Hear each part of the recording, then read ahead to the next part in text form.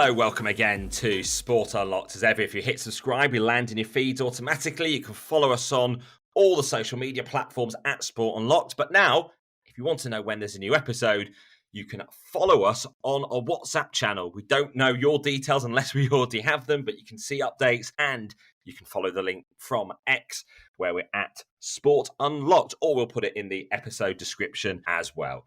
Joining me, Rob Harris from Sky News as ever, Martyn Ziegler from The Times, Tariq Panja from The New York Times, back from our summer break, although it's been a busy summer, events reporting all round. People talk about burnout of players at football matches, but I mean, Rob, you must be suffering some severe burnout after a full Euros followed by a full Olympics.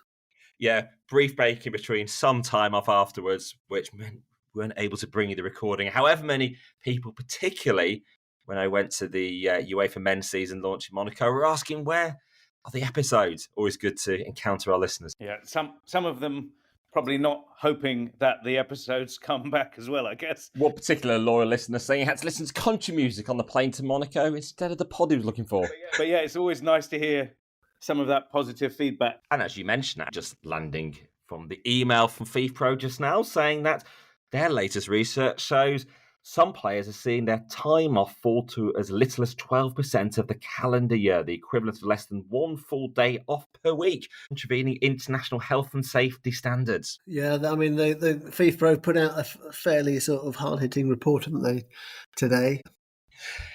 Indeed, but we also have separate episodes come on all the governing body issues while we've been away and all the matters coming up. But this is about the money of sport in this episode, and we talk about burnout for players and their excessive workload. What about the workload for sports lawyers at the moment? Surely they're the busier ones than players, particularly as we see in the Premier League. Yeah, it's been a difficult week, I think, for the Premier League because the old profit and sustainability rule issues have raised themselves again. These are the rules that mean that clubs can only lose £105 million over 3 years if you're in the Premier League. And this is all at the heart of the Leicester case. When do you count as being in the Premier League or not? So let's break down what has happened. The top line is the fact Leicester are no longer under the threat of any points deductions at all. They lost their first case effectively, but have won on appeal to have this thrown out. So what exactly has happened? Leicester City were relegated in 2023. And they won on appeal, very, very sort of prestigious panel. The two former appeal judges decided this because the Premier League rules weren't accurate enough. The Premier League rules state clubs have to file accounts between May the 31st and July the 31st, but make no allowances for a club being relegated, as happened with Leicester City. And so if they're no longer part of the league when they file their final accounts for that year, then there's no jurisdiction. So it's a technicality or a loophole, but one which the lawyers for Leicester have exploited. And I think the Premier League is now in the position it's going to have to redraft its regulations. It's pretty embarrassing. Massively embarrassing for the Premier League. And just the number for Leicester, so it was about £128 million. So if we go back a little bit, Everton, the team that had been punished last season, its deficit was lower than that, wasn't it? So if I'm an Everton fan, I'd be pretty furious right now. And in terms of the Premier League, you know, this elite league around the world that is the best league in the world or most watched or whatever it claims to be, the fact it can't kind of draft its rules properly and this type of thing happens is hugely embarrassing, especially at a time when there is all this focus. We've still got the Man City cases, Chelsea cases, we've had Nottingham Forest and Everton last season. It's just not good enough, is it really? I mean, it is incredible. I mean, the great success of the sports lawyers in finding this way of ensuring Leicester don't face the points deduction. I mean, whenever you're creating these regulations, the level of depth you have to go through to find every potential way that someone could find loopholes, some would call it, but to discover the fact that if you're technically not a member of that competition at the time of filing your accounts, even though for all intents and purposes, your majority of the previous accounting period you have been a Premier League member, is being able to obviously help your client in a tremendous way. You have to create incredible, lengthy rule books if you're going to have to find every exemption. It's probably where AI can come into to run every simulation. Maybe, but then maybe you're giving the Premier League the benefit of the doubt there, saying, oh, they tried their best and wrote these rules and these clever lawyers did this thing. But maybe the rules were just terribly drafted. There is the story of that. These rules go back quite a long way. You know, someone from one of a football official texted me afterwards. He said these rules can only have been written by an organisation that never intended to enforce them. They're incomprehensible. So if you look back, and we've been wondering about this on various shows. So last season we had Everton and Nottingham Forest. We said, why has this not happened before? Why is it suddenly happening now? And there is this, it's very opaque how the Premier League works, when it decides to bring charges. We don't know. They're just sort of announced, aren't they? And then these cases happen behind closed doors. These rules were written, I believe, in the previous... Richard Masters is the CEO now. Richard Scudamore, the much vaunted Richard Scudamore, the one who made the Premier League. If you listen to a lot of commentators out there, the league that it is, these rules were written under his watch. I remember talking to people then. They never used to have any cases because things just used to get sorted out. Now, I guess the Premier League is taking action, and now these rules are being found wanting. Is it because, say, before 2010, as an example, there weren't so many extensive regulations like this before they started to bring in versions of FFP, which means they are starting to have to bring these cases against their own clubs, and also, the EFL aren't happy either. And the way things have landed up as well, the Premier League, for instance, are having to pay a lot of the legal bill for Everton. Everton obviously had cases last season, which they ended up being deducted 10 points, reduced on appeal to 6. Now, it's just emerged that this week that the Premier League tried to get Everton to pay the full cost, 4.9 million. But the appeal board ruled against them for that and said Everton only had to pay 1.7 million. Interesting reading the documents from that court judgment, which say Everton would describe its lawyer described the Premier League's legal costs as frankly eye-watering. And it's amazing some of the detail about that. It looks like the Premier League's lawyers are charging up to 19 times the amount that Everton lawyers were charging for example, producing some documents. But what's the outcome here then? Should the Premier League not be spending money on lawyers and defending it in-house, or should they get these lawyers? Don't forget, these are the rules that the clubs, just for listeners who aren't familiar with how the Premier League works, these rules come in because the clubs want them to. There's usually a vote of clubs. Everton in the past were ones who were really demanding strong rules on PSR and financial fair play. It seems once you get in trouble, you don't like the rules. What do they want the Premier League to do? Not hire expensive lawyers to defend the case? And how would it look if they seemingly didn't put the investment into the legal teams and they faced a heavy, robust attack from one of their clubs and they didn't put up a defence against it? It would be accusing them of caving in, of getting some cheap legal resources in, not trying to defend their own rule book. So it is a balancing act, isn't it? Even as this Manchester City case is surely racking up a huge bill because it's gone on for so long and it is so complex. Yeah, I don't think that anyone's suggesting that they don't hire good lawyers, but yes, there is concern around the Manchester City case. If you think that if it's £5 million the Premier League have for a simple charge against, how much is it going to be for 5 years more longer of investigations and the 10-week hearing against Manchester City on the 115 charges? I mean, we're talking tens of millions of pounds, up to 100 million. You might be wondering if you're a really wealthy team that wants to maybe break the rules. I don't know. You just keep these things dragging on and rack up the legal bills. I mean, that's one way of doing it. If you're, I don't know, just any team that wants to breach rules and get away with it, you might want to do that because you're burying your opponent in paper, aren't you? And every legal filing, all these costs, eventually someone's going to say we're going to have to maybe walk away from this. But does it also not say, should the Premier League be regulating itself? Should it be doing this in-house, or should there be some other body that just deals with these financial things? Because, as Rob was saying earlier, they've become so complicated. It's about the level of transparency as well. When we do have these verdicts, we get extensive detail from the documents. We can go through it, so we discover things like legal costs as well. But it's at the start of the process, before we reach the verdict, the middle part, about the lack of clarity over when hearings are, how charges are even properly announced, and how they're communicated as well. And ultimately, it is for the clubs to decide. The clubs could all decide to have a lot more candour. Ultimately, they could have open hearings if they really wanted to. I've sat in cricket disciplinary hearings, for instance, that they decided to hold in public on the racism in the last couple of years on a completely different level. So sport can hold public hearings, and that means you do have hopefully a bit more confidence in the process if you can follow them. And that's what this is about. While this might be seen as a success on Leicester's behalf, there are enough rivals who, of course, probably won't be happy with this outcome as well. They want to defend their own position and defend their own status in the Premier League, particularly if they're the ones trying to, as they would see it, comply with the rules. Yeah. The issue about whether the Premier League should be regulating itself is an interesting one. I mean, these are its rules, so it's their competition. So I think it's normal for a sports competition to have its rules and to regulate itself, but it does create very serious problems when you have the clubs appoint administration to run this competition.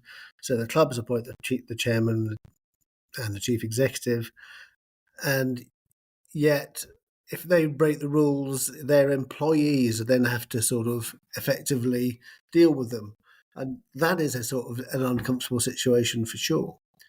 And that there's the whole power balance within the Premier League as well makes it uncomfortable. So it's certainly not an easy thing. And if there was a solution, I mean, I think, did you suggest, Tariq, did I see the other day that some sort of organisation which could oversee the English Football League and the Premier League, which would be completely independent? Yeah. Maybe that's the way to go. You mean like an association of football? Exactly. I mean, if the FA was up to its job, maybe that they should be doing. But clearly, that's a good point. I mean, what these people have kind of just been left behind. But with the Leicester case, it's shown when you're the team like Leicester flitting between these two divisions and finding caveats to not be punished by the English Football League last season and then the Premier League this season. That clearly shows, the need for perhaps something like this. Yeah, I should probably just mention, actually, although they have escaped a points sanction at this point, a points deduction or any other sanction, Leicester City could still get a points deduction later this season because they are going to have to file their accounts before December the 31st. And if they are in breach of the financial limit around losses for the 2023 to 24 season, then that could open up a new charge. So they're not out of the woods yet. And one thing else I wanted to mention, because you were talking about transparency, Rob, and it works both ways. So the way I found out about this, the Everton costs, the document that was put on the Premier League's website, it wasn't announced anywhere. There wasn't a separate filing of that. You have to go back to the old February the 24th announcement of the deduction against Everton, and at the bottom a bit has been added to it this several months later saying, for details on the costs, click here and here. Now, it was only that somebody pointed this out to me, but clearly the Premier League didn't want to make a big thing about it, otherwise they would actually have published a document separately. I'm glad you said somebody else pointed it out, because I was thinking you must have been really bored to go way back, just reading it, passing the time. Got an hour to spare. I'll read the Everton judgment. On one level, often the Premier League say, well, we can't trip at the release of that because we're blocked from doing so by the clubs. They haven't allowed us to be able to announce it. But the question is often, did you put it to the clubs? Are you okay with it being out there? And are you okay with that being announced? Because these things never arrive by press release. It's about the only organisation in the world that probably doesn't press release these things. We do get it from other organisations, very significant and serious matters.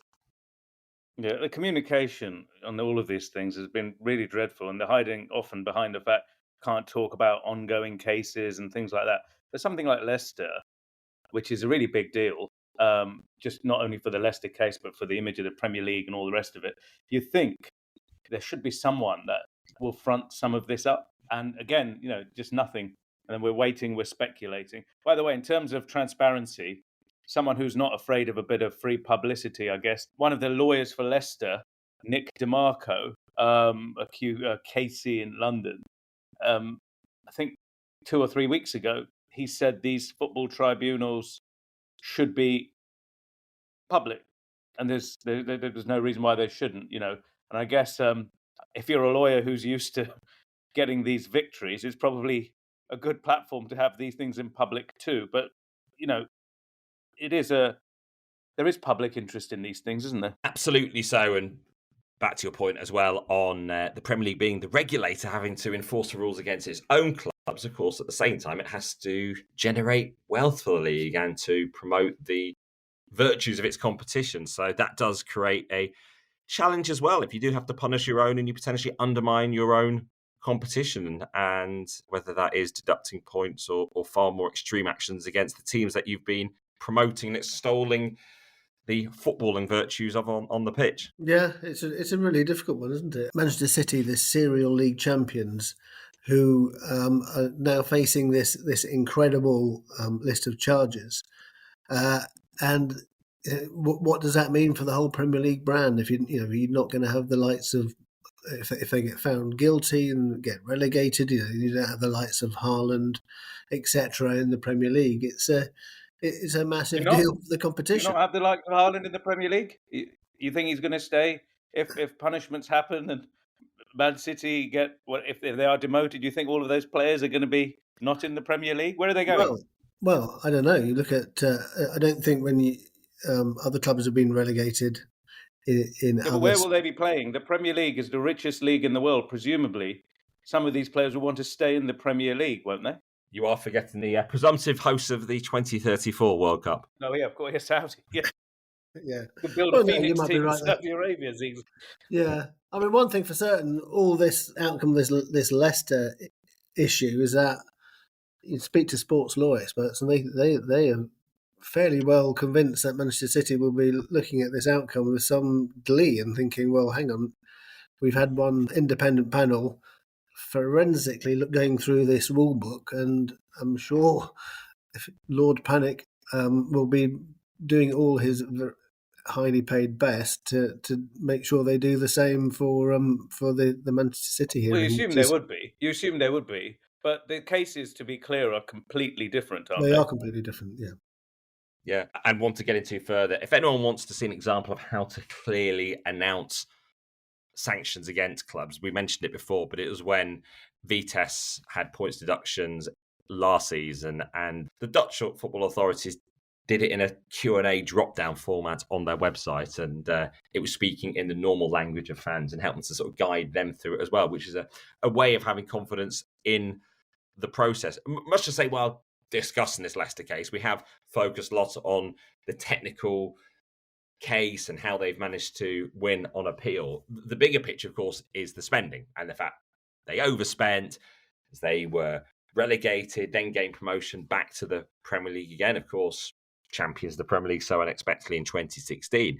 But there is a sort of counter narrative around Leicester, which is actually the concern of the fans that the ownership from King Power put less investment in it. They were hoping for more investment into the club, and they were concerned about the competitive nature of it. So it comes back to this whole discussion about encouraging investment, discouraging investment, obviously within trying to create a level playing field in terms of spending. But I think certainly the narrative around Leicester for a time was sort of disgruntlement, the fact they weren't perhaps getting the investment in players. Yeah, because this was the club that had sort of won the Premier League, been in the Champions League, and then the sort of spending had dried up slightly, which led to them being relegated. But perhaps they should have done something innovative, probably like sold an asset to themselves.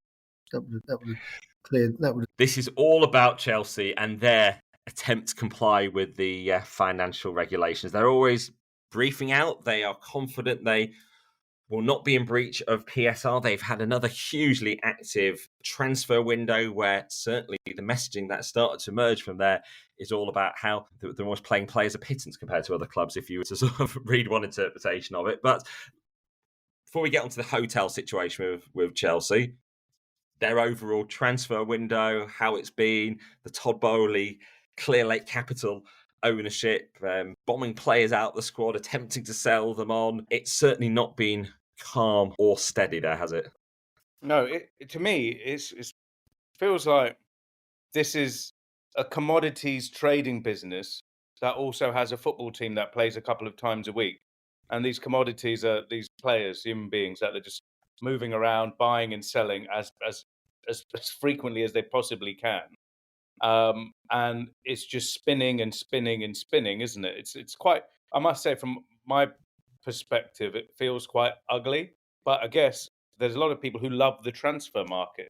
There's millions of people who engage with football almost purely because of what's happening, who's being bought and who's being sold as a form of entertainment, maybe. But yeah, this is very another busy summer. Yeah, the club that spent the most in the world, I think, on transfers this summer. Made a lot of money as well in transfer income. Some interesting deals, including a player who had just been sold to Saudi, the Brazilian teenager Angelo, who made a £6 million profit, despite the fact he never actually played a single game for Chelsea. And I think last season had 10 starts for the sister club Strasbourg, but maybe he's got great potential. Well, there was another transfer on deadline day, wasn't there, or close to deadline day, that collapsed. Another player, David Washington, who was at Chelsea, hadn't played for them, was going to be sold to Strasbourg at a €5 million profit, I believe. And then it didn't happen because people were pointing this out. Yeah, it's interesting because, Martyn, you included it in your column, and then a few hours, obviously, the situation had changed. It wasn't because there was anything wrong about it, but it seemed like very much something perhaps was in play on transfer deadline day about whether this deal could and would go through. Yeah, indeed. In fact, I had to actually update my column as a result of the fact that the deal didn't go through in the end. But yeah, so I mean, the reason why, if people don't realise why it makes sense for Chelsea to get small profits from these players is that they need to sort of make a profit in order to comply with financial rules to minimise their losses. If you sell a player and you get a transfer profit, you can book that immediately. But if you buy a player, then the cost of that player is spread over the length of his contract up to a maximum of 5 years. So you can spend £200 million, but that only registers as 40 million in your accounts for that year. But if you earn transfer profits of 175 million, that is booked immediately. Just before we go back to Chelsea, there was a really interesting interview or comments from the chief executive, I think, of Aston Villa the other day. And I was really, nice of him to be very candid. But he was saying until the very last minute, they were in such a PSR problem. They had to come up with this solution. And that meant selling players in June at the last minute. And it was Douglas Luiz, the Brazilian midfielder, who went to Juventus for, I don't know, whatever that, 40, 50, 60 million. And then Juventus also had some sort of financial issues. So they sold players back to Aston Villa. And using the kind of maths of the model you've just described, Ziegs, both clubs are able to book the profits immediately on these players and then spread the payments out. And I was just thinking, this is just all so ugly. We're this financial chicanery, we're moving these players around. Some of these, Douglas Luiz is obviously a very good midfielder. I don't know about the others. But some of these clubs don't want these players or might want them. And it's just to balance this financial situation. It shouldn't be like this, should it? It's not what the rules were intended to do in terms of ultimately trying to create competitive balance in the competitions to ensure that one team isn't spending so much beyond the means of another. Of course, actually, the original vision was to limit losses at the time of the global financial crisis, 15 years ago originally. Perhaps the reasons for these regulations have changed over time. But then we see things like at Chelsea, as we were alluding to. Why do they need to sell hotels to one of their own associated companies. You know, the hotel and the women's team, Rob. Don't forget the hotels that are on the site at Stamford Bridge. Obviously, they gained them with the takeover in 2022. About bringing income into the football club itself. Yeah, it's because that you can do that in the Premier League. You can't in the EFL, but I think, as we've said before on this podcast, you can in the Premier League. You can sell assets to a related company and book the profits. The Premier League have signed off, finally, the hotel sale. We're talking 14 months after the transaction was registered. They finally signed it off. Chelsea, in their accounts, had registered a £76.5 million profit from the sale of that, which enabled them to comply with the 2022-23 PSR. Now, I believe that the approval was something less than that 76.5 million. I don't know the actual figure, but still enough to allow them to comply, I guess. So it's a farcical situation, isn't it? I mean, it shouldn't be allowed. Can you blame Chelsea? I suppose they don't. I think you can blame Chelsea. Well, if they don't agree with the rules, they'll do whatever they can to get around them. Yeah, but they've got themselves in this mess as well, haven't they? I mean, do you know what the model is? Does anyone understand? I mean, as we're recording this, we're reading reports that another chief executive has quit Chelsea. What's the model? What are they trying to do? Well, they claim they're giving these long contracts out to younger players on lower salaries compared to other clubs. Obviously, we don't see the contracts. Interestingly, unlike another example from Turkey this week, where they announced the salary of players publicly, such as these stock market exchange listed companies. But this is what they are claiming. We've seen that again this week with the contract extended of Nicholas Jackson by another 2 years to 2033. He's only just joined them a year or so ago. He has just joined them a year or so ago. I mean, the other element here, I saw there was a contract extension, and probably a deserved one, for Palmer. Now, presumably, he's got a pay rise. So this is for me where this model falls flat. If I'm playing really well, if I'm one of the elite players in the Premier League, even if I've got a 9-year contract or an 8-year contract, Palmer had one of those. He played so well last year, his agent's going to knock on the door and say, give my guy a pay rise, which they did. So the good ones are going to get pay increases, while presumably the others are sat on long contracts. Do we know why Nicholas Jackson's gone from a 7-year contract to a 9-year contract or whatever? Only what Enzo Maresca said, which is the only thing I know, is signing a new contract. I don't know how many years. I'm very happy. He's doing a fantastic job for us. It's a weird one. I can't see the sort of financial reasoning behind it having such a long contract. But, you know, as you have this sort of 5-year maximum for amortization, I can't really see it unless it's just purely just to reward him. But just to go back to the reporting issue, I do remember when Paris Saint-Germain announced, or they didn't even announce, when it was made clear that Mbappe was leaving, there was lots of sort of reports sort of basically saying Paris Saint-Germain are emerging from this in a better place, or words to that effect. You scratch my back, I'll scratch yours, sort of thing. I think I've just realised, and if I'm wrong, please email in and text or whatever the sportanlotpod@gmail.com and DM us on all the social platforms at Sport Unlocked, or our own numbers when you have them. The reason I think his contract has been lengthened is if you renew a contract, it can't be for the same amount of time that you're already on. It has to be lengthened.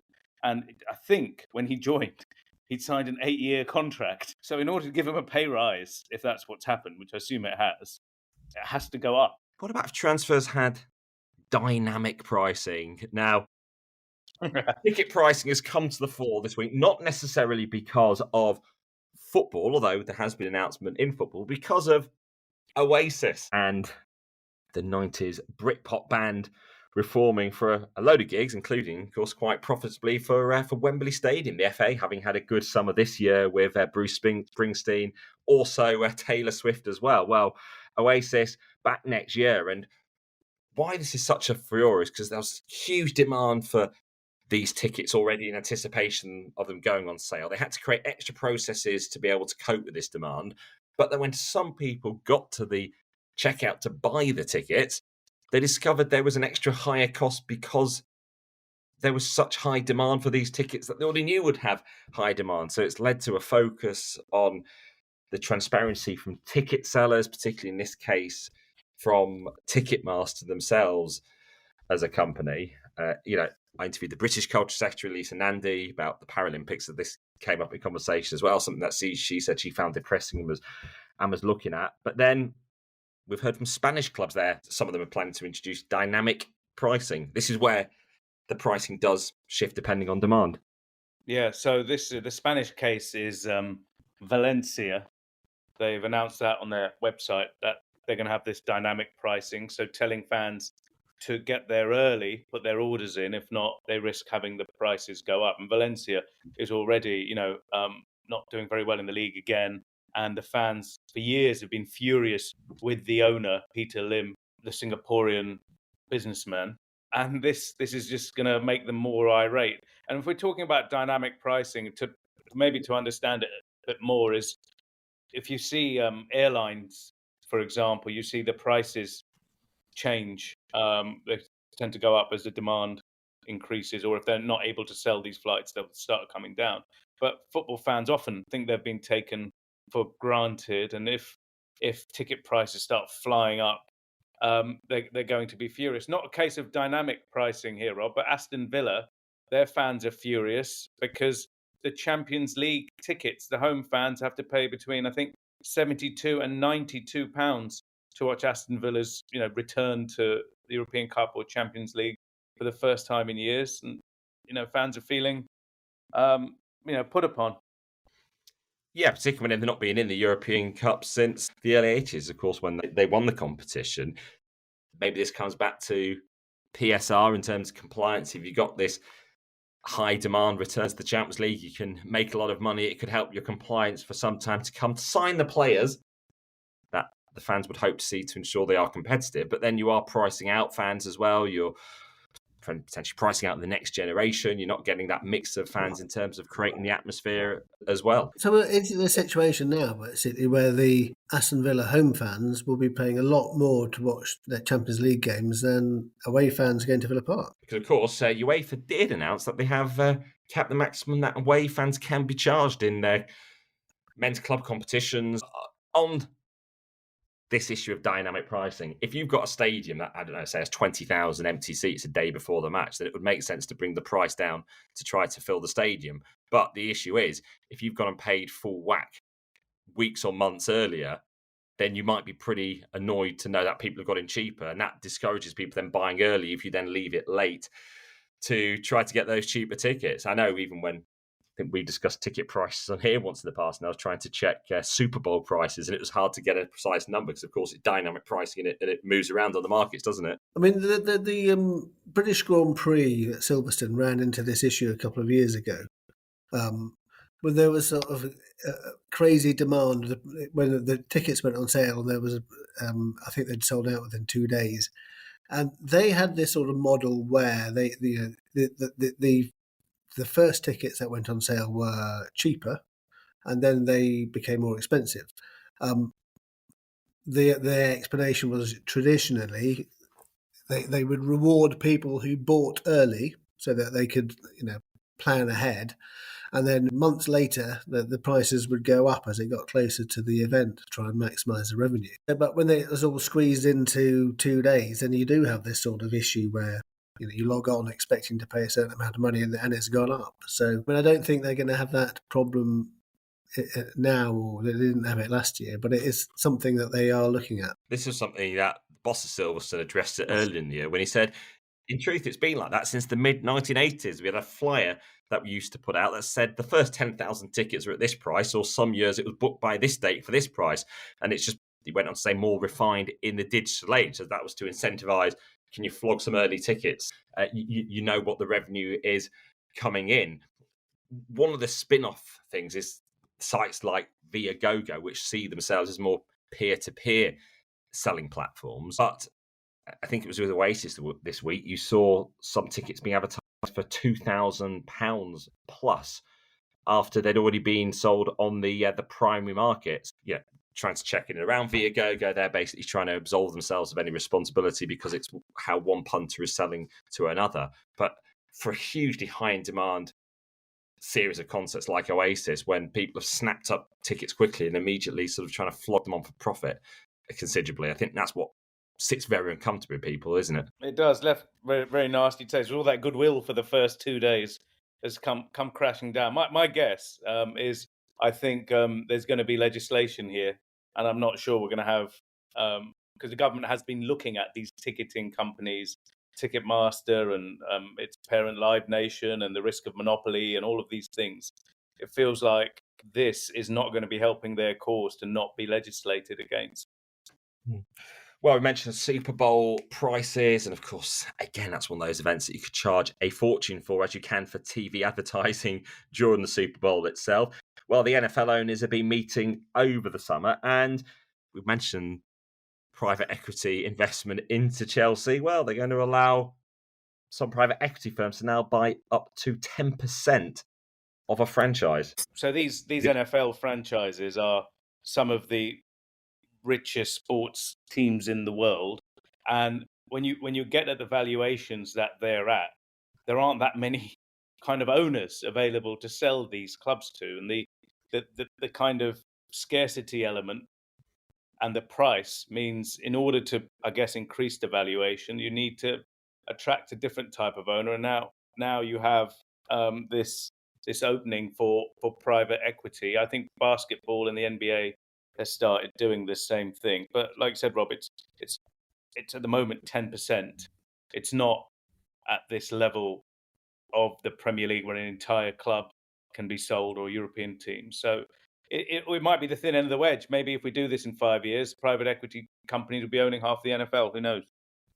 And thanks to Sportico, tabulated how it works across the league ownership rules in the United States. The NBA, the MLB, and NHL all have a maximum of 30% of the teams that can be sold to private equity firms, and also various limits in terms of how many teams a fund can own, although in MLB it is unlimited. If you look at the average franchise values, they're currently saying it's almost $6 billion in the NFL, $4 billion in the NBA, $2.6 billion in MLB, and $1.3 billion in the NHL. And if you want to know football's place or soccer's in the US, it's under $700 million for those franchises at the moment, with obviously the hope that still quite high, you could argue, for what they're bringing in. Very similar to the Women's League as well, and the hope will be, certainly probably from FIFA's perspective, that they can point to growth after the Men's World Cup is there in 2026. All these rules and regulations, guys, shouldn't it be one complete free market? Anyone can do anything. A free-for-all, spend what you want. Yeah, exactly. And then perhaps, and then all the clubs, they could all sell their TV rights individually, football clubs and the NFL rights and all that. And then that would be an interesting situation. Then, of course, you do lead to some that then would attract more value than the others. The others, lower down the pecking order, would lack perhaps the investment, which means you get these lopsided leagues, and perhaps those countries where the same team is winning it every year. What's wrong with a lopsided league, Robin? It's a show, isn't it? One team winning the league with all of the best players, crushing the others 10 to 15-0 every week. What's wrong with that? 9 hat-tricks. No, I think it's an interesting one, because a lot of people complain about the Premier League's rules and say that they're sort of trying to protect the old established clubs, stop the likes of Manchester City and Everton coming up and spending lots of money, incurring lots of losses to challenge the established order. I think there is an element of that, and I think that is why some of the clubs like Manchester United have been very sort of supportive of those elements. But on the other hand, I'm sure the smaller clubs wouldn't want Manchester United to have a free-for-all in terms of free reign, in terms of selling their TV rights and maximising their income that way. So there's sort of... Yeah, and it's also pretty lucrative being a Manchester United YouTuber influencer as well. Thanks to journalist Matt Slater for uncovering this. A certain figure called Mark Goldbridge, who's made a name for himself with his rants about Manchester United, initially on YouTube channels and then getting on radio, his own show as well in the UK. According to the 5 companies that he has, they currently have more than £4 million in the bank, and that risen £1 million in a year. So certainly pays off United's lack of success recently, struggles to be able to sort of launch tirades against them to get those clicks in. Tariq, this is your opportunity to have a rant at Mark Goldbridge's earnings. No, well, good luck to him. But I just want to say, it might be a stage name as well. Looking at those accounts, I think his actual name is something else. So this is a great performer at the peak of his powers. Brent D. Caesar, a bit like our good friend back from the Euros, I Show Speed, who we've never heard back from. No, we've not heard back from him, and the invitation in Berlin. Well, that about brings to this episode of Sport Unlocked on the money of football. Still to come, another episode coming up shortly on all the football governance and sports governance issues while we've been away in the summer. But for now, remember to follow us on our WhatsApp channel and all the other social platforms. Follow us on X, where you'll find those details at Sport Unlocked. Now, thank you for listening. Goodbye.